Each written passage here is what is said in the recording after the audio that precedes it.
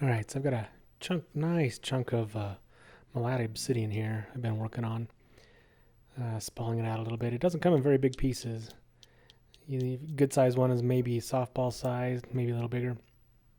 Um, and this is my favorite obsidian to work. I got lucky, and it's kind of the thing you have to know a guy to get any. It's on private property mostly, a little hard to come by, and it's unfortunate because it is fantastic. It works just like a modern glass. Good solid kind of pushback to it. I love this stuff. It was quite popular. I guess there's ethnographic histories of it being traded all the way down to Central Texas at the time of European contact. So apparently it was quite popular, and it's fairly nearby, so it's not hard for me to get my hands on as long as I get a hold of the right people at the right time. But I wanted to work the buffalo horn a little more. Been spending a little extra time on it lately. It is one of my favorite tools, so just thought I'd pound away on it.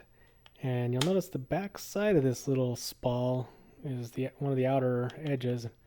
Got a nice big curve to it. Made for some fun on this one. Like this very first flake here, that comes off big, huge curves in it, and that's possible because of a couple of reasons. I think first and foremost, it's just this obsidian is fantastic. Like I say, it holds together, good and solid, not crumbly. But there's something about the way when we use a curved horn on your leg. This happens to me a lot with the warthog tusk that I've been working with lately a lot, and a few other tools. Part of it's my hold, part of it's just the shape of the rock, part of it's the makeup of the rock. But you can see I'm taking a bunch of good, nice round flakes off of it, which is always pretty fun.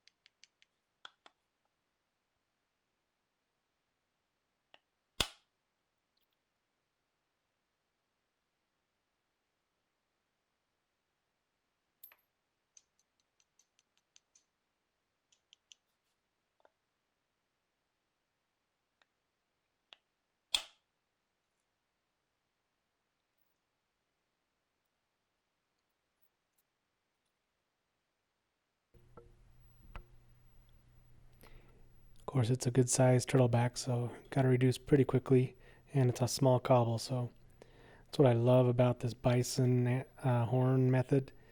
It really bites into the material really nicely on the edges, and you can reduce real quick with it.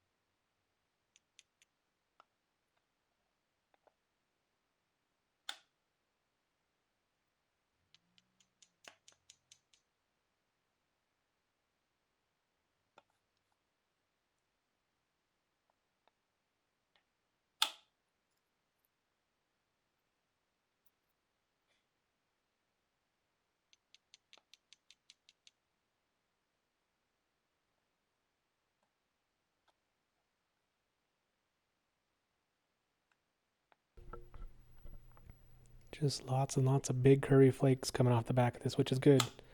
And they're mostly shooting more than halfway, so we're getting that turtleback worn off there.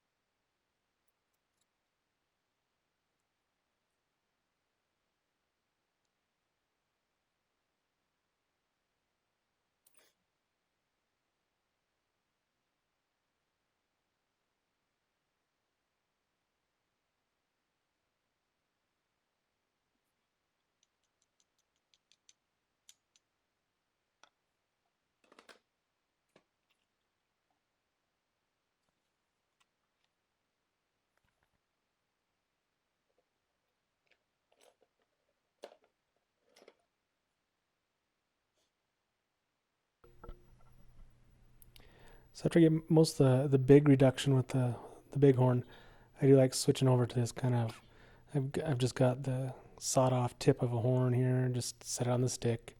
If you've seen any of my videos with bison horn before, this is one of my favorite tools, even for just generally reducing or working on a preform at all. This is fantastic if you're going to work kind of abo styles. It has a good grip to it. And the stick's really just to hold it in my lap. Stick isn't totally necessary if you just want to work the big horns. Just I like having it sit out there where I can move it around just a little bit more. When you have the big horn between your legs, it tends to be a little hard to hold in the right spot. This you can move around and adjust quite a bit more. So it's just the flexibility of having it on the end of the stick.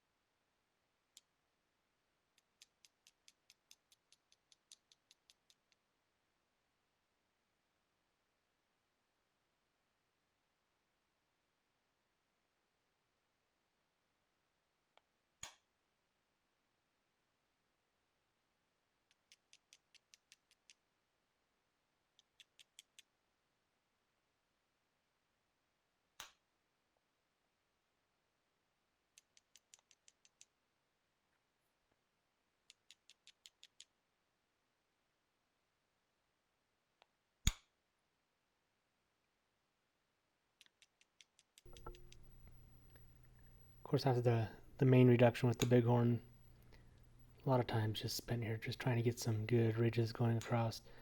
The main reduction was always necessarily a little bit messy, and so just trying to establish some good ridges to push in through.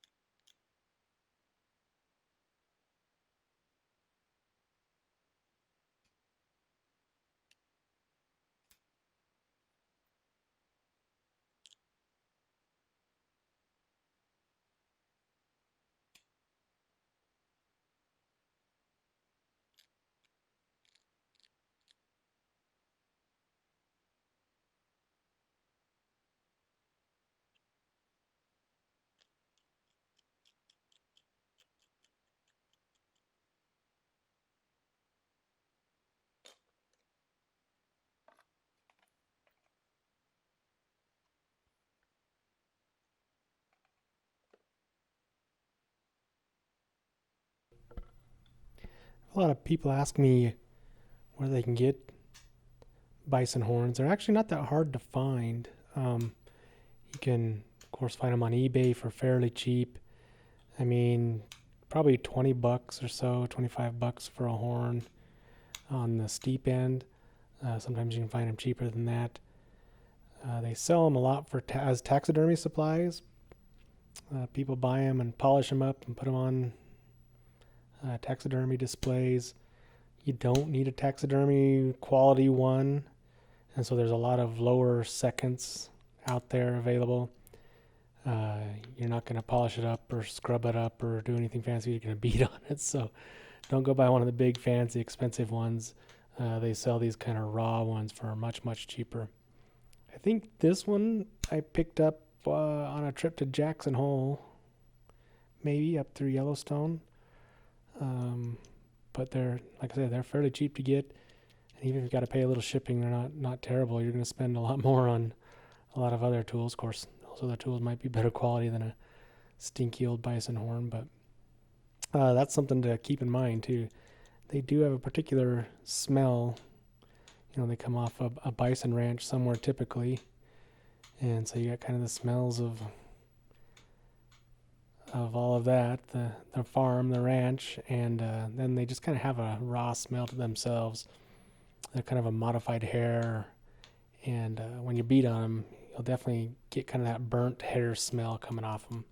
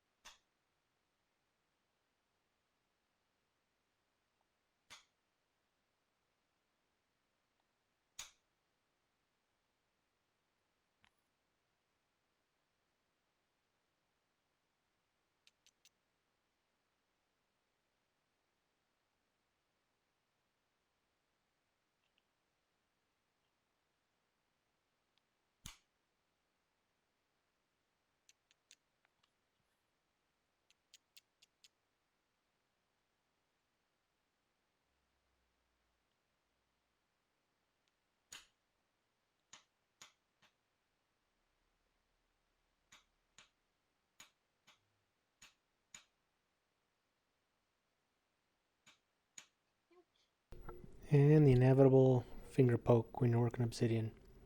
Called it a night after that. I need to go get a band-aid. So back here the next day or so, I'm gonna try to finish up. See, we're fairly thin already. That I know I've edited quite a bit out, but it wasn't much more work than that.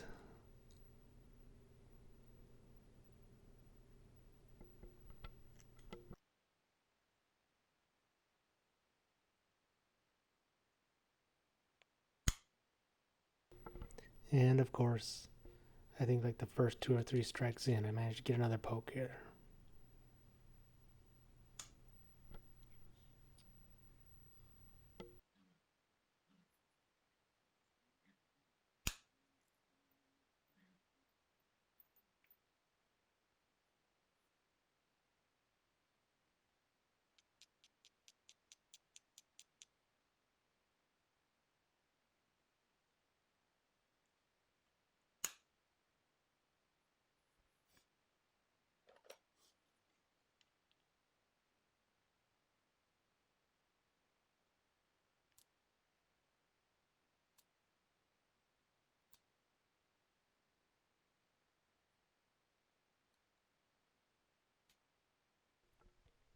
Of course, once I move into the pressure flaking, it slows right down. So I always like to speed this section up just because this is standard pressure flaking stuff. Just finding or making tiny little platforms, pushing along ridges to kind of thin it out. Finish up the thinning so we can put some notches in.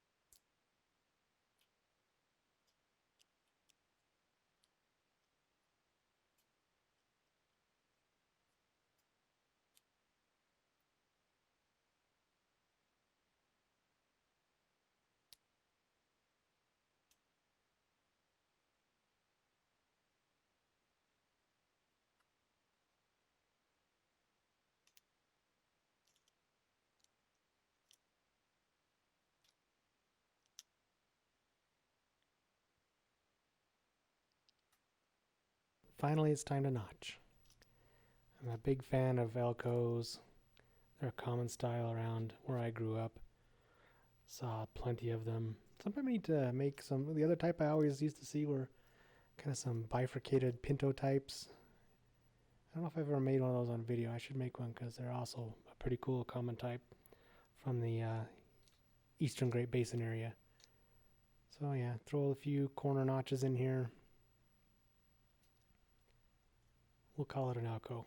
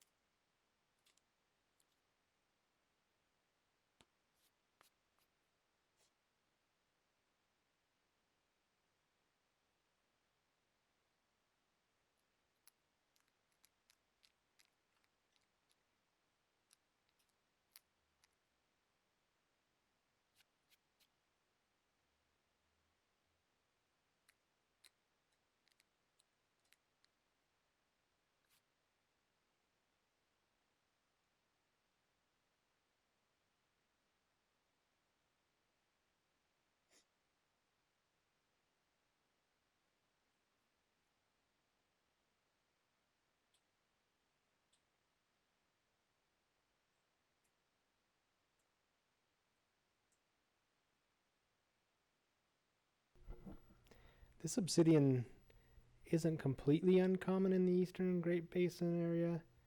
Malad, Idaho's right on the border of Utah, Idaho, just on the north end of the old Great, old Great Salt Lake, the old Lake Bonneville. Salt Lake's the remnant of Lake Bonneville, of course. Um, and so it's along that kind of eastern edge, but it also makes it out into some of the Nevada area, some of the western salt flats areas, but it is definitely more common just along the eastern edge. I suppose there's probably quite a bit of up too up north into the Snake River areas. Um, it's not terribly far from Yellowstone though, so a lot of really good competing obsidians in the area.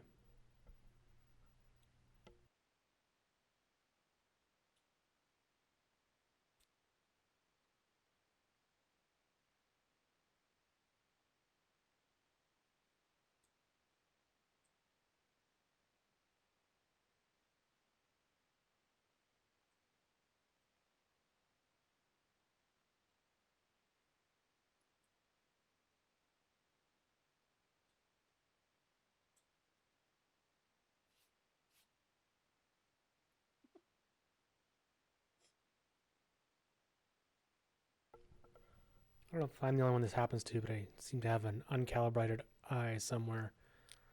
I'll get all finished and look at the point and realize my tip is leaning one side or the other, so I have to come back and adjust my edges and get my symmetry back here.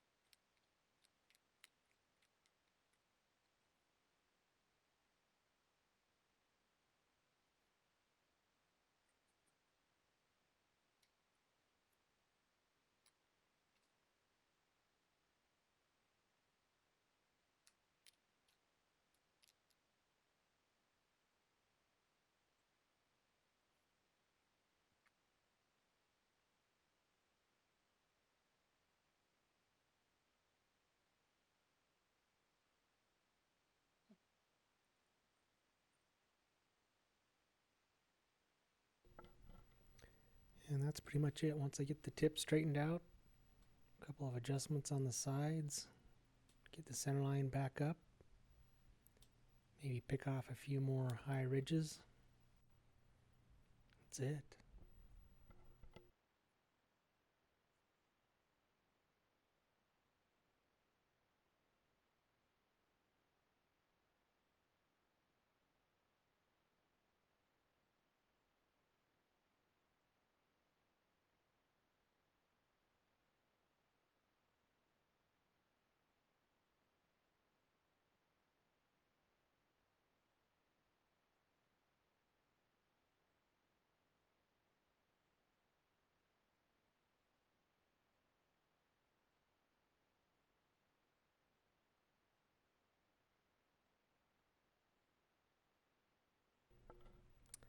So final measurements on this one, it's 1.25 inches wide, and about 1.75 inches high, and there's a thickness of about 1/8. I'm going to call it 1/8 plus. It's a little girthy.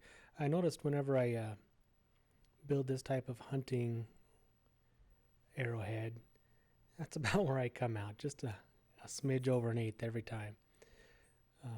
So that's what, 3 centimeters wide and 4.7 high is what I have written down here, and about